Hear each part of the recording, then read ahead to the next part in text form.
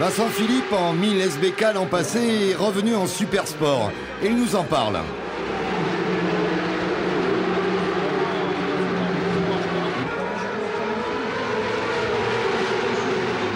Ouais, beaucoup plus petite et beaucoup moins puissante surtout. Donc c'est vrai qu'au départ ça m'a fait drôle. C'est vrai que je pensais quand même qu'une 600 ça marchait un petit peu plus que ça. Ça fait quand même plus de 8 ans que je roule sur une 1000, donc il me fallait un petit peu me déshabituer. Mais en tout cas, c'est très amusant, très fun, on fait très tard.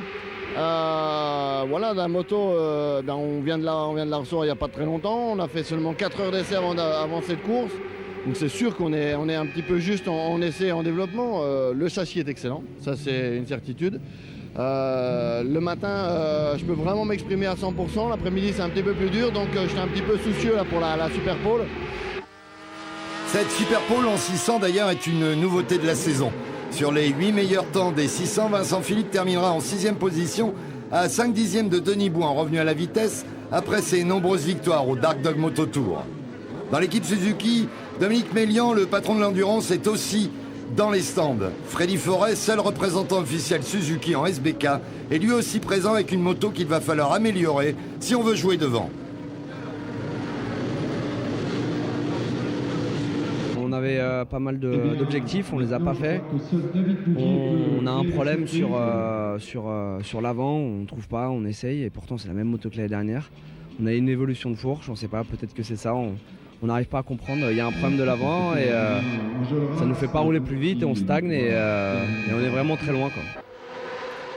Au Coutel Junior Team, Guillaume Dietrich, le numéro 45, a choisi Dunlop et BMW pour son retour aux affaires et après sa mauvaise saison 2010 due à ses graves blessures.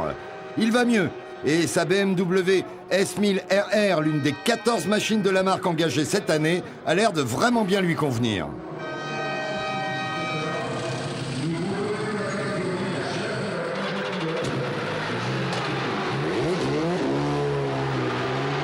Cette BMW 1000 a été l'épouvantail de la saison dernière, assommant la concurrence aux mains de Nigon et Gimbert dans le team officiel arrivé en 2010.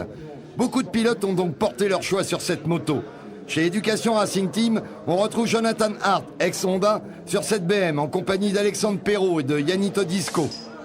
Une moto que tout le monde veut, mais ne saura pas forcément mettre devant, comme le fait le team officiel BMW Motorrad numéro 1 et 2 l'an passé sur une machine gérée par le team d'endurance. On retrouve donc Erwan Nigon, le numéro 1, et Sébastien Gimbert, le numéro 7. Ils sont repartis pour un nouveau titre et sont motivés comme jamais. On laisse d'ailleurs la parole à Sébastien.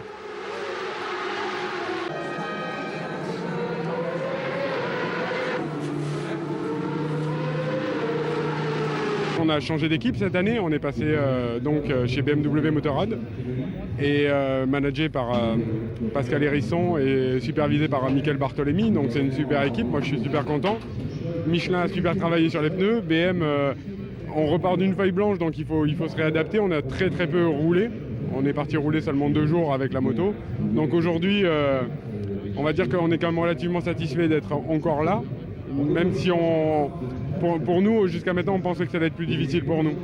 En plus, il y a l'arrivée des nouvelles Kawa, il y a des bons pilotes dessus, Greg, Mr. White, voilà. Donc je pense que là, ça va faire du bien au championnat, et puis ils sont en train de se faire serrer. Et à nous de rester concentrés, de continuer à développer et à évoluer comme on a fait l'année dernière, et puis cette année, essayer de remettre le couvert.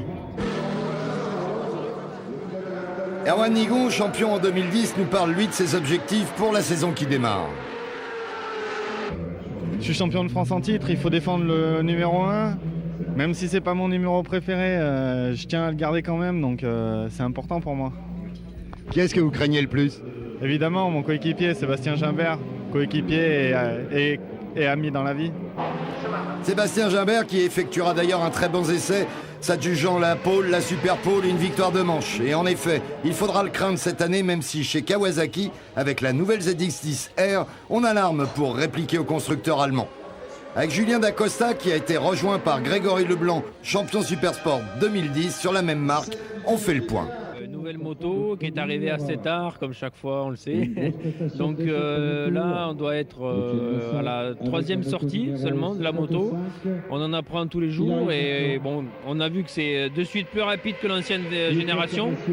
Et il nous manque encore un petit peu pour être devant, mais on travaille dur et comme on vous dit, à chaque fois qu'on sort, on trouve des modifications à faire, des améliorations, et je pense que ça va payer dans pas longtemps. Je m'adapte, j'y travaille parce que c'est compliqué, je dois changer mon style de pilotage, rentrer un peu moins vite dans les virages, j'ai encore un peu de mal mais j'y travaille, ça va de mieux en mieux, on améliore les chronos petit à petit, je me rapproche de plus en plus de mon coéquipier, donc on travaille bien, donc ça va dans le bon sens pour le moment. On retrouve aussi cette année les Ducati avec Thomas Métro engagé sous le numéro 38 en compagnie de l'inoxydable David Musca, éternel représentant de la marque italienne. On espère qu'ils sauront faire vibrer les tifosi, toujours nombreux dans le public. Yann Soter, quant à lui, a repris son numéro 8 et sa Honda 1000 CBR. Anthony Loiseau, le 19, est sur BMW, lui aussi.